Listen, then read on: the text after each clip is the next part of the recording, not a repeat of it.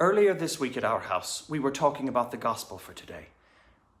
Jesus walked on water. Peter tried.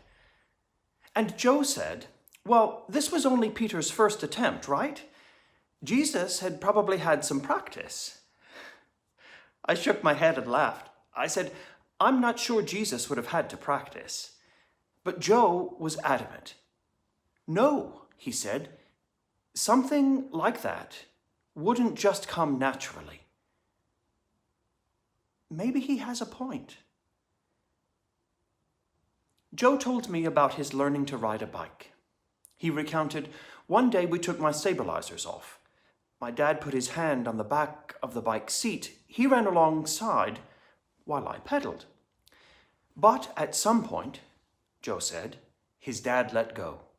At first, Joe was none the wiser. He assumed things were just the same as at the start.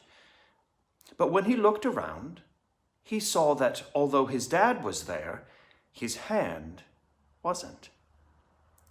Joe started to falter.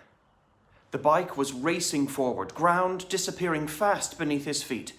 It was a precarious, unsettling feeling. His bearings started to go, and he swerved left and then right.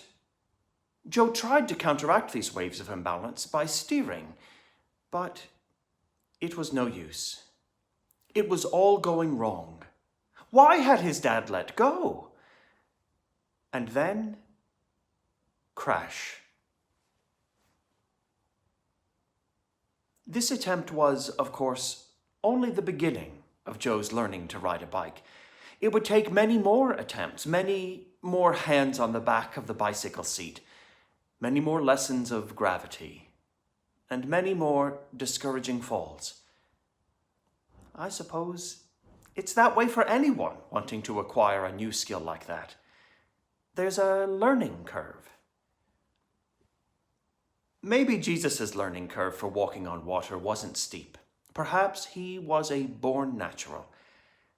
But walking on water isn't what usually happens to human beings when they step out into a river or an ocean. Our feet tread the ground underneath the water. If we want our bodies to do something else, like float or swim, we need to assume a different position and use our limbs in different ways to stay on the water's surface. But these are things we have to come to know, to discover. Some things take time, preparation and continued exercise. With repetition, we learn to feel our bodies in different ways, doing different things. We develop muscle memories and improved coordination. All this through a routine of rehearsing. This isn't what happens naturally. One might say it's supernatural. Like riding a bike, we may start on a journey, raring to go, setting out to have something to do with the mysteries of God.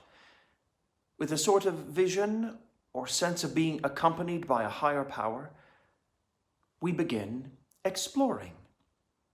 And often, folk find they get a good start, either with the support of a community or a friend, or with a boost from a meaningful, powerful encounter. These things propel us as we set out. They stabilize us with a sense of backing and safety.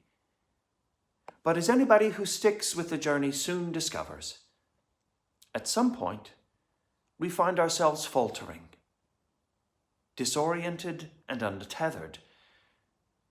We look down. We swerve. We tumble. And so ends attempt number 1. What now? There might be all sorts of reasons why we fall. Perhaps it is as it was with Peter, because we became afraid. That would be perfectly normal. Maybe we lost confidence. Perhaps we became disoriented. Maybe it all became too much, overwhelming. However, maybe it was because it was our first time, after all, or one of many attempts. Some things take a while. This business of journeying with God, of twirling with the supernatural, is peculiar stuff. Maybe we just need more practice.